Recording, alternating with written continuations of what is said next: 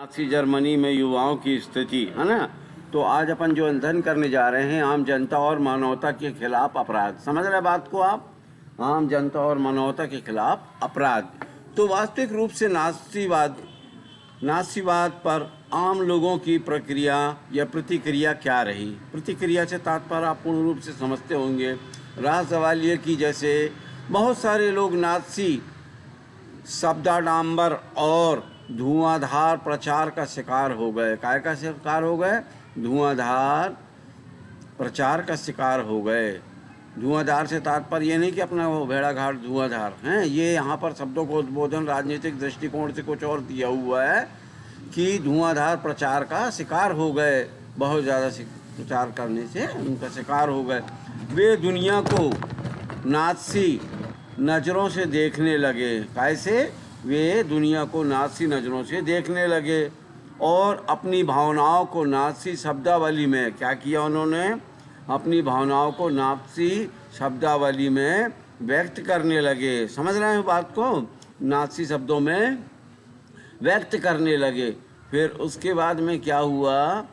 जब वो नाज़ी शब्दों में व्यक्त करने लगे तो किसी यहूदी से आमना सामना हो जाने पर, समझ रहे हैं, किसी यहूदी से आमना सामना हो जाने पर उन्हें अपने भीतर गहरी नफरत और गुस्से का एहसास होता था। क्या होता था? गहरी नफरत और गुस्से का एहसास होता था, अनुभव होता था। परंतु उन्होंने न केवल यहूदियों के घरों के बाहर निशाना लगा दिया, समझ रहे हैं, न केवल यहूदियों के घरों के बाहर निशान लगा दिए, बल्कि जिन पड़ोसियों पर शक था, समझ रहे हैं, चाहे वो कोई भी हो, लेकिन जिन पड़ोसियों के ऊपर शक था उनके बारे में पुलिस को भी सूचित कर दिया और उन्हें पक्का विश्वास था कि नाज़ीवाद ही देश को तरक्की के रास्ते पर लेकर जाएगा। समझ रहे हैं? उनको पक्का विश्वास था कि नाज़ीवाद ही देश को तरक्की पर लेकर जाएगा, है ना। तो फिर उसके बाद में क्या हुआ? यही व्यवस्था सबका कल्याण करेगी। ठीक, उनकी मनोभावनाएं इस तरीके से बैठ गई कि यही व्यवस्था सभी की क्या करेंगी? मनोकामना पूर्ण करेंगी। लेकिन जर्मन का हर व्यक्ति नाज़ी नहीं था। समझ रहे बात को हम? जो जर्मन था, तो जर्मन का हर व्यक्ति क्या था? नाज़ी नहीं था। और बहुत सारे लोगों ने पुलिस दमन और मौत की आशंका के बावजूद नाज़ीवाद का जमकर विरोध किया। क्या किया? जो बहुत सारे लोग थे उन्होंने पुलिस दमन और मौत की आशंका के बावजूद नाज़ीवाद का जमकर क्या किया? विरोध किया। ठीक है। जब फिर उन्होंने विरोध किया, लेकिन जर्मन आबादी का एक बहुत बड़ा जर्मन आबादी का एक बहुत बड़ा हिस्सा इस पूरे घटनाक्रम का मुख्य दर्शक और उदासीन साक्षी बना हुआ था। समझ रहे बात को आप? मुख्य दर्शक और उदासीन साक्षी बना हुआ था। फिर क्या हुआ? जब साक्षी बना हुआ था उस समय फिर लोग कोई विरोधी कदम उठाने, अपना मतभेद व्यक्त करने, नाज़ीवाद का विरोध करने से डरते थे।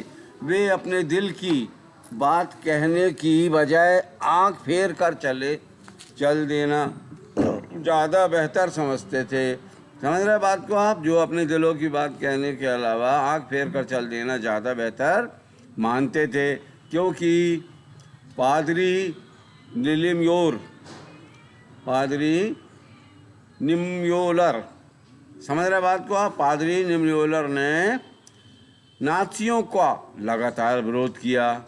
किनका? नाज़ियों का लगातार विरोध किया। फिर क्या हुआ?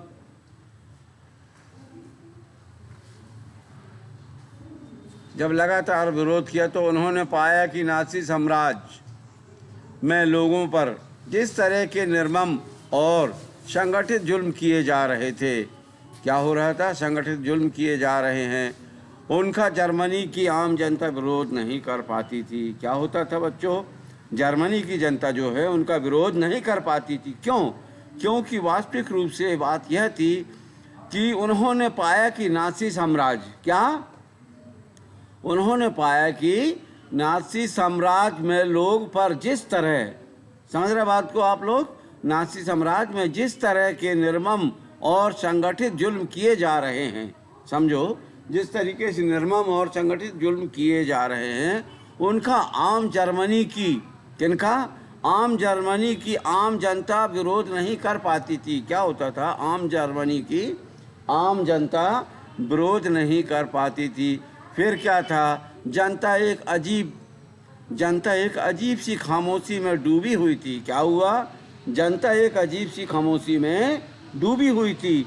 समझ रहे बात को? सब शांत थे, किसी प्रकार का कोई विरोधाभाव और कोई किसी प्रकार का चल और आवाज़ नहीं हो रही थी। इसी प्रकार से क्या हुआ फिर? गैस्टापो की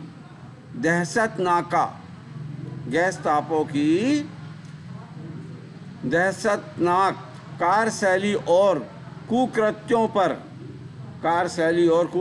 पर निशाना साधे हुए इस खामोशी के बारे में उन्होंने बड़े मर्मस्पर्शी ढंग से लिखा है। क्या लिखा है बच्चों? अब आप लोगों को बतलाना चाहते हैं कि बड़े मर्मस्पर्शी रूप से लिखा है। क्या लिखा है? पहले वे कम्युनिस्ट को ढूंढते आए। क्या हुआ? पहले वे कम्युनिस्टों को ढूंढते आए। मैं कम्युनिस्ट नहीं था। क्या बोला गया? मैं कम्युनिस्ट नहीं था, इसलिए मैंने कुछ नहीं कहा। मैं कम्युनिस्ट नहीं था, इसलिए मैंने कुछ नहीं कहा। फिर वे सोशल डेमोक्रेसी को ढूंढते आए। किनको ढूंढते आए? फिर वो सोशल डेमोक्रेसी को ढूंढते आए। जब सोशल डेमोक्रेसी को ढूंढते आए तो क्या हुआ? मैं सोशल डेमोक्रेटिक नहीं था। ठीक है, यानी उनके शब्दों का उद्बोधन इस प्रकार से हो रहा था कि उनकी वास्तविकता जानने के लिए उनसे स्पष्ट कराया जा रहा था, लेकिन उन्होंने स्पष्ट रूप से बोल दिया, जैसा कि पहले कहा गया कि पहले वे कम्युनिस्ट को ढूंढते आए। मैं कम्युनिस्ट नहीं था, उन्होंने कहा। फिर क्या हुआ उसके बाद में? इसलिए मैंने कुछ नहीं कहा। फिर क्या हुआ? फिर वे सोशल डेमोक्रेसी को ढूंढते आए। मैं सोशल डेमोक्रेटिक नहीं था। इसी प्रकार से यह क्रम लगातार चलता रहा। इसके पश्चात इसलिए चुप रहा क्योंकि इसके बाद वे ट्रेड यूनियन वालों को ढूंढते आए। किनको ढूंढते आए? वे ट्रेड यूनियन वालों को ढूंढते आए। पर मैं ट्रेड यूनियन में नहीं था। फिर उन्होंने स्पष्ट रूप से कहा कि मैं ट्रेड यूनियन पर नहीं था। और फिर वे यहूदियों को ढूंढते आए। किनको ढूंढते आए? यहूदियों को ढूंढते आए। बच्चों ध्यान दे रहे हैं आपके नहीं? किनको ढूंढते आए? यहूदियों को। कौन ढूंढते आए हैं? मैं आप लोगों से इस संदर्भ में प्रश्न करूंगा, आप ध्यान दे रहे हैं या नहीं? इस बात का विशेष ध्यान दीजिए कि वो यहूदियों को ढूंढते आए। मैं आपसे प्रश्न करूंगा कौन ढूंढते आए। हो सकता है यह प्रश्न आपकी परीक्षा में भी आ सकता है, संभावित है। ठीक है, अब होता क्या है, जैसा वो फिर वे यहूदियों को ढूंढते आए, लेकिन मैं यहूदी नहीं था। फिर कहा गया मैं यहूदी नहीं था, इसलिए मैंने कुछ नहीं किया। फिर आया शब्द मैंने कुछ नहीं किया। क्यों उन्होंने कुछ नहीं किया? अब इस बात की आपसे जानकारी ली जाएगी। अध्ययन के पश्चात अपन स्पष्ट रूप से जान रहे हैं कि मैंने कुछ नहीं किया, मैं वो नहीं हूँ, ये नहीं। कौन क्या नहीं है, इस बात का प्रश्न आपसे पूछा जा सकता है, आ सकता है, संभावित है। ठीक है, फिर अंत में जब वह मेरे लिए आए, अंत में जब वो मेरे लिए, यानी मेरे लिए नहीं, कहने का तात्पर्य अध्ययन अध्यापन कार्य से संबंधित जो ये प्रतिक्रिया हो रही है, तो वह कोई नहीं बचा। तो वहाँ कोई नहीं बचा था जो मेरे साथ खड़ा हो सके, जो मेरे साथ खड़ा हो सके। नाज़ी जर्मनी में यहूदी क्या महसूस करते थे? बताइए बच्चों, नाज़ी जर्मनी में यहूदी क्या महसूस करते थे? यह एक बिल्कुल अलग कहानी है। समझ रहे बात को आप? यह बिल्कुल एक अलग कहानी है। कैसे वो अलग कहानी है? क्योंकि शर्लट बेराट ने, किसने? शर्लट बेराट ने अपनी डायरी में लोगों के सपनों को चोरी छिपे दर्ज किया था। ठीक है, क्या किया था उन्होंने? चोरी छिपी अपने सपनों में दर्ज किया था। लेकिन बाद में उन्होंने अपनी इस डायरी को पुस्तक के रूप में प्रकाशित किया। समझ रहे बच्चों आप बात को? बाद में फिर उन्होंने अपनी इस डायरी को पुस्तक के रूप में प्रकाशित किया। जब पुस्तक के रूप में प्रकाशित किया तो उसके पश्चात क्या हुआ बच्चों? ठीक है, जब प्रकाशित किया तो पढ़ने वालों को झंझोर कर रख देने वाली इस किताब का नाम क्या पड़ा? जो पुस्तक का अध्ययन कर रहे थे, इस पुस्तक को पढ़ने वाले लोगों को दिल और दिमाग मन झंझोर कर रख दिया गया। फिर क्या हुआ? इस किताब का नाम क्या रखा गया मालूम है आपको? थर्ड राइख। क्या रखा गया? थर्ड राइख ऑफ ड्रीम्स। ड्रीम्स यानी होता सपना, यानी उन्होंने अपने सपनों को पूर्ण रूप से, जिस तरीके से सपना साकार करने के लिए व्यक्ति किसी कार्य को करता है और उसको साकार करता है, इसी प्रकार से उन्होंने अपने सपने को साकार करने के लिए पुस्तक का क्या किया? प्रकाशन किया। उस पुस्तक को प्रकाशन करने के पश्चात अपने सपनों को साकार किया।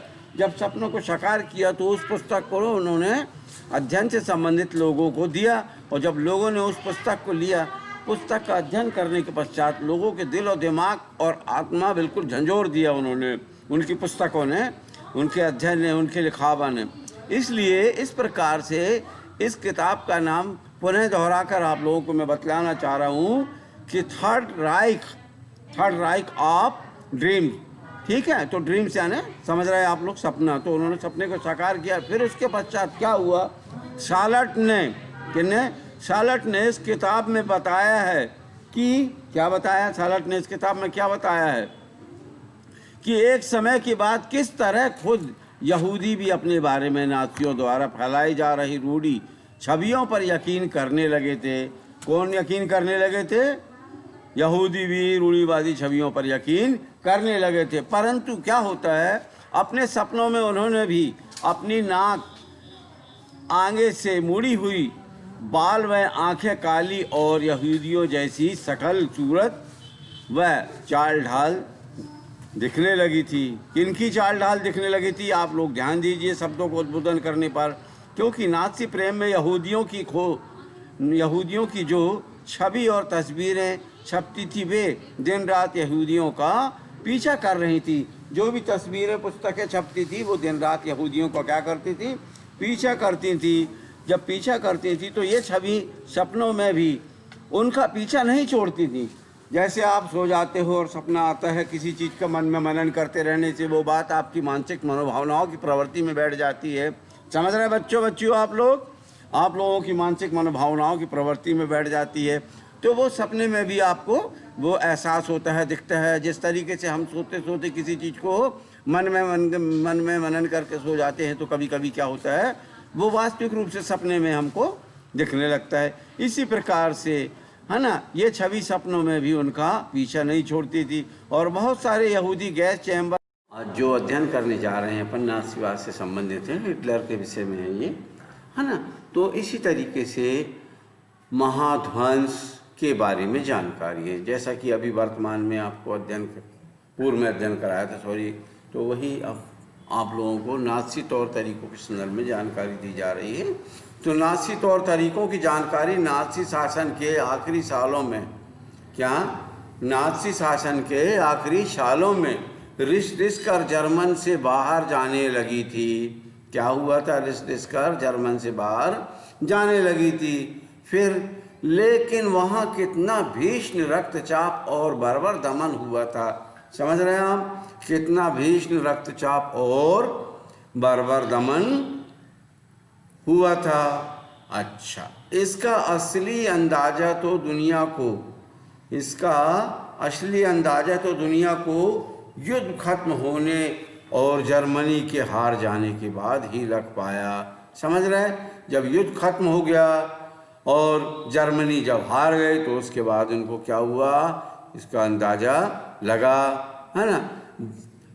और फिर जर्मन समाज तो मलबे में दबे एक पराजित राष्ट्र के रूप में अपनी दुर्दशा से दुखी था। क्या है? जर्मन समाज था तो जर्मन समाज तो मलबे में दबे एक पराजित राष्ट्र के रूप में, पराजित एक राष्ट्र के रूप में क्या था? अपनी दुर्दशा से दुखी था, है ना। दुखी था ही, लेकिन यहूदी भी चाहते थे कि क्या, समझ रहे बात को आप? यहूदी भी चाहते थे कि दुनिया उन भीषण अत्याचारों और पीड़ाओं को याद रखे। समझ रहे बात को आप? यहूदी जो है ना, यहूदी लोग भी चाह रहे थे कि दुनिया उन भीषण अत्याचारों और पीड़ाओं को याद रखे जो उन्होंने नाज़ी कत्लेआम में झेली थी। कब झेली थी? नाज़ी कत्लेआम में झेली थी। इन्हीं कत्लेआमों को महाध्वंस भी कहा जाता है। जब दमन चक्र अपने शिखर पर था, समझ रहे बात को आप? जब दमन चक्र अपने शिखर पर था, उन्हीं दिनों एक यहूदी टोले में रहने वाले एक आदमी ने अपने साथी से कहा था, क्या कहा था? कि वह युद्ध के बाद सिर्फ आधा घंटा और जीना चाहता है। बच्चों ध्यान दे रहे हैं आप? उन्होंने कहा था कि हम युद्ध के बाद सिर्फ आधा घंटा और जीना चाहते हैं या जीना चाहता है, लेकिन शायद वह दुनिया को यह बताकर जाना चाहता था कि नाज़ी जर्मनी में क्या क्या हो रहा था। समझ रहे बात को आप? वो दुनिया को ये बता के जाना चाह रहा था कि नाज़ी जर्मनी में क्या क्या हो रहा था। जो कुछ हुआ उसकी गवाही देने और जो भी दस्तावेज हाथ आए उन्हें बचाए रखने की यह आदम चाह घेंटों और कैंपों में नरकी जीवन भोगने वालों में बहुत गहरे तौर पर देखी जा सकती है।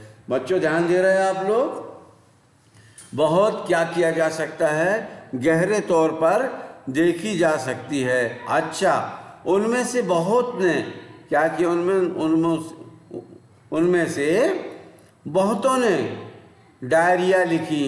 क्या लिखा? डायरियाँ लिखी। और जब डायरियाँ लिखी तो नोटबुक, है ना, तो नोटबुक लिखी, मतलब तो नोटबुक लिखी तो नोटबुक और दस्तावेजों के संग्रहण बनाए। क्या किया? नोटबुक और दस्तावेजों के संग्रहण बनाए। लेकिन इसके विपरीत जब यह दिखाई देने लगा कि अब युद्ध में नाज़ियों की पराजय तय ही है, समझ रहे बात को आप? जब यह दिखाई देने लगा कि अब युद्ध में नाज़ियों की पराजय निश्चित है, तय ही है, तो नाज़ी नेतृत्व ने दफ्तरों में मौजूद तमाम सबूतों को नष्ट करने के लिए, दफ्तरों में, ऑफिसों में क्या किया उन्होंने? जो भी तमाम सबूत थे, जितने भी सबूत थे, तो सबूतों को नष्ट करने के लिए अपने कर्मचारियों को पेट्रोल बांटना शुरू कर दिया, है ना।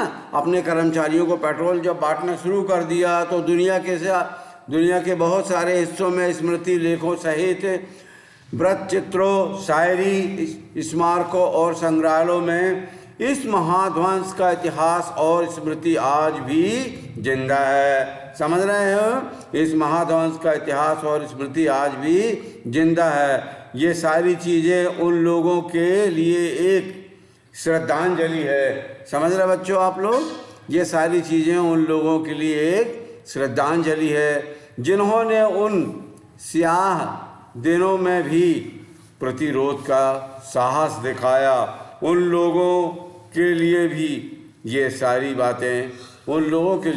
सारी बातें शर्मनाक यादगार हैं जिन्होंने ये जुल्म ढाए, और उनके लिए चेतावनी की आवाज़ें हैं। क्या है? उनके लिए चेतावनी की आवाज़ें हैं जो खामोशी से सब कुछ देखते रहे। समझ रहे बच्चे आप लोग? जो खामोशी से सब कुछ देखते रहे। इसी प्रकार से ये प्रक्रियाएं होती रहीं। अब आप लोगों को स्पष्ट रूप से यह जानकारी देना चाह रहे हैं कि जो हमारे भारतवर्ष के पूर्व राष्ट्रपिता महात्मा गांधी जी थे, गांधी जी ने हिटलर को क्या लिखा था? बच्चों ध्यान दे रहे हैं आप लोग? गांधी जी ने हिटलर को पत्र लिखा था। तो देखो क्या लिखा था पत्र में। हिटलर को गांधी जी का पत्र वार्धा, मध्य प्रांत भारत 23 जुलाई 1900 क्या लिखा है? 39। ठीक है, तो उन्होंने क्या लिखा था? प्रिय मित्र। किसको? देखिए हिटलर को गांधी जी बोल रहे प्रिय मित्र। ठीक है, तो प्रिय मित्रों का यह आग्रह रहा है कि मानवता की खातिर मैं आपको कुछ लिखूं। क्या? मानवता की खातिर मैं आपको कुछ लिखूं, लेकिन मैं उनके अनुरोध को लेकिन मैं उनके अनुरोध को अस्वीकार करता रहा हूँ, क्योंकि मैं यह महसूस करता हूँ कि मेरा आपको पत्र लिखना धृष्टता होगी। क्या होगी? धृष्टता होगी। लेकिन मुझे कुछ ऐसा लगता है कि इस मामले में मुझे हिसाब किताब करके नहीं चलना चाहिए। समझ रहे बच्चों बात को आप? लेकिन मुझे कुछ ऐसा लगता है कि इस मामले में मुझे हिसाब किताब करके नहीं चलना चाहिए और मुझे आपसे अपील करनी चाहिए। मुझे आपसे अपील करनी ही चाहिए, चाहे वह जिस लायक हो। समझ रहे हैं? चाहे वो जिस लायक हो। तो यह बात बिल्कुल स्पष्ट है कि आज संसार में आप ही एक ऐसे व्यक्ति हैं जो उस युद्ध को रोक सकते हैं। समझ रहे बात को? ये गांधी जी ने पत्र लिखा था जिसका वाचन हम आप लोगों को संक्षेप में कर रहे हैं कि यह बात बिल्कुल स्पष्ट है कि आज संसार में आप ही एक ऐसे व्यक्ति हैं जो उस युद्ध को क्या कर सकते हैं? रोक सकते हैं, जो मानव जाति को बर्बर अवस्था में पहुंचा सकता है। समझ रहे हैं? जो मानव जाति को बर्बर अवस्था में पहुंचा सकता है। क्या आपको किसी उद्देश्य के लिए इतना बड़ा मूल्य चुकाना चाहिए?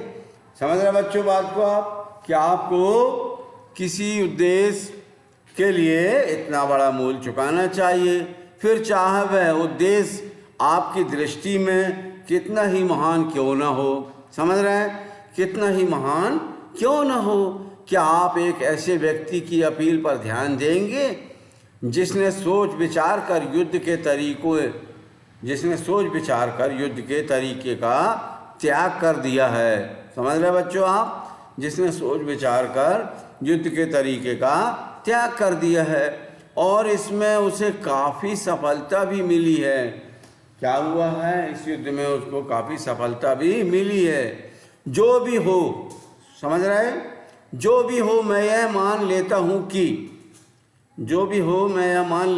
कि यदि मैंने आपको पत्र लिखकर कोई भूल की है तो उसके लिए आप मुझे क्षमा कर देंगे। समझ रहे बच्चों? गांधी जी ने आखिरी में क्या लिखा है? मैंने आपको पत्र लिखकर कोई भूल की है तो उसके लिए आप मुझे क्षमा कर देंगे, है ना। मैं हूँ आपका सच्चा मित्र मोहनदास करमचंद गांधी। माँ का गांधी मतलब मोहनदास करमचंद गांधी। तो बच्चों, जैसा कि आपको ये जानकारी देने के पश्चात अब पुनः हिटलर को गांधी जी का पत्र, समझ रहे? अब हिटलर देखो गांधी जी को पत्र लिख रहे हैं तो अब क्या होता है? भारत सरकार रक्षा मंत्रालय या मंत्रालय भारत सरकार। तो बच्चों, ये हिटलर को जो गांधी जी का पत्र लिखा गया है वर्धा, है ना, 24 दिसंबर 1940 को लिखा गया था, यानी 39-40। तो ये 40 को वो क्या लिखते हैं?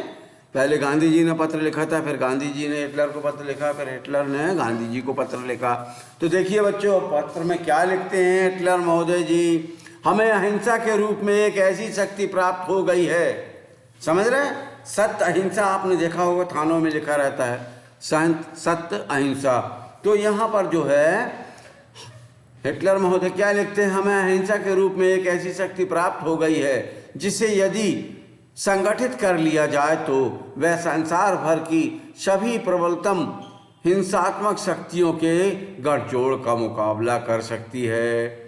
शब्दों को उद्बोधन पर ध्यान दीजिए और गहराई से ये दो लाइनों को समझने का प्रयास कीजिए कि हमें अहिंसा के रूप में एक ऐसी शक्ति प्राप्त हो गई है। समझ रहे हैं? गांधी जी सत्य अहिंसावादी थे, इसलिए उन्होंने शब्दों को उद्बोधन, हिटलर जी ने ऐसा किया, वो भी बुद्धिजीवी थे हिटलर महोदय भी। तो इन्होंने लिखा है हमें अहिंसा के रूप में एक ऐसी शक्ति प्राप्त हो गई है जिसे यदि संगठित कर लिया जाए तो वह संसार भर की सभी प्रबलतम हिंसात्मक शक्तियों के गठजोड़ का मुकाबला कर सकती है। समझ रहे हैं? जैसा कि मैंने कहा, अहिंसात्मक तरीके में पराजय नाम की कोई चीज ही नहीं है। समझ रहे हैं? अहिंसात्मक तरीके से पराजय नाम की कोई चीज ही नहीं है। यह तरीका तो बिना मारे या चोट पहुंचाए, ये तरीका जो है बिना मारे या चोट पहुंचाए करने या मरने का तरीका है। ठीक है? तो इसका इस्तेमाल करने में धन की लगभग कोई ज़रूरत नहीं होती। समझ रहे हैं? ये जो शब्दों का उद्बोधन है करने या मरने का तरीका में, इसका उपयोग करने में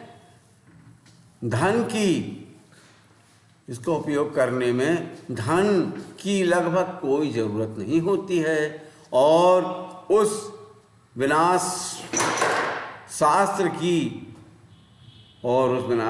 तो नहीं जिसे आपने पूर्णता के चरम बिंदु पर पहुंचा दिया है। समझ रहे हैं? मुझे यह देखकर आश्चर्य होता है कि आप यह भी नहीं देख पाते कि विनाशकारी यंत्रों पर किसी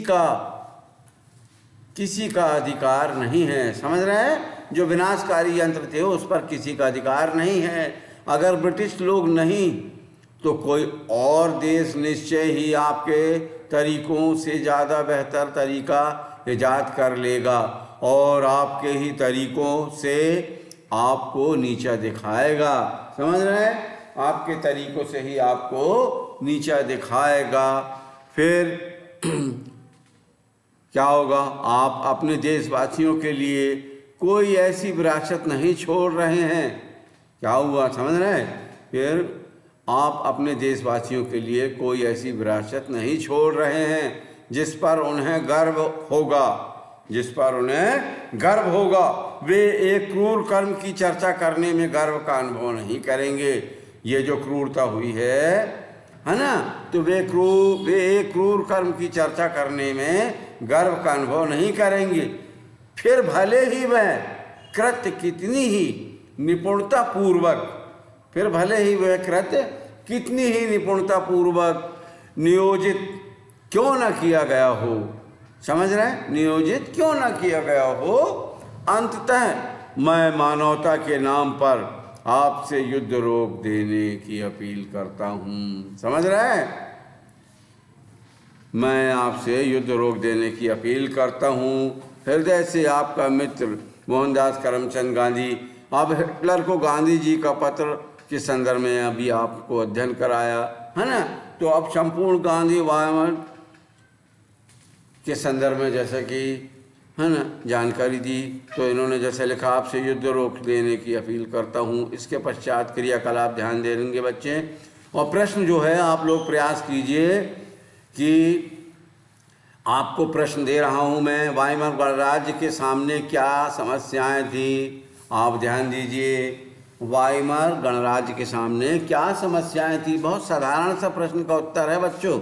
अगर आपने ध्यान दिया होगा तो आप लोग इस प्रश्न का उत्तर बाखूबी बड़े उत्साहवर्धन तरीके से दे सकते हैं। बहुत छोटा सा संक्षेप में ही है, ज़्यादा बड़ा नहीं उत्तर, लेकिन आप अगर ध्यान दिए होंगे तो आपके लिए सरल है ना। इसलिए इस बारे में सेकंड जो है, इस बारे में चर्चा कीजिए कि 1930 तक आते आते जर्मनी में नाज़ीवाद को लोकप्रियता क्यों मिलने लगी। ठीक है बच्चों, ये दो प्रश्न जो हैं इसका